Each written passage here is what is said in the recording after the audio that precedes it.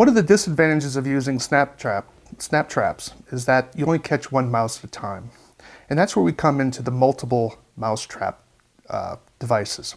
We have a few varieties here. We have one that uses a spring-loaded action door where you wind it up and the mouse goes into the opening, hits a lever, and then a bar springs and pushes them into one of these compartments. These two devices just use a lever action, sort of like a seesaw, so that when the mouse probes into the hole opening far enough, the seesaw drops, allowing him to come into the main compartment, and then once the mouse has gotten off of that seesaw, it flips back up into a closed position, set for the next mouse to enter. Both of these devices, or all three of these devices, have excellent usage outside of buildings or for long-term maintenance and control issues because they don't need to be reset and checked on a daily basis. They can be set outside of structures, left there for long-term maintenance and checked maybe on a weekly or even bi-weekly basis. Again, this one, once the mouse goes inside, he gets flipped out into one of these compartments, and if you want to clean it, you just open up this lid here.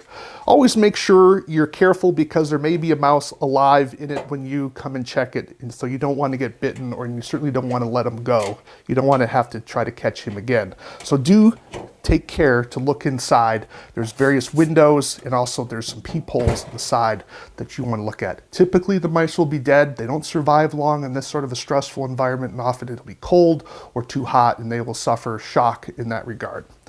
This particular trap, again, you can look at it from the sides if you need to.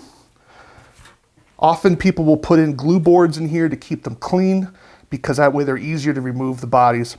Sometimes you'll need to check these compartments here because sometimes a mouse will try to squeeze his way out and will actually wedge the lever action into a closed position that will prevent other mice from entering the particular device. So you want to make sure you're careful about checking that.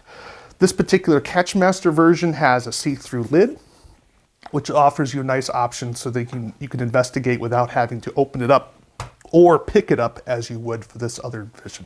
So you have the Mouse Master multiple catch, and you have the Tin Cat style versions, which are made by various manufacturers. They are more expensive, but they last for years, and they can be a very excellent tool to use in long-term mouse control situations.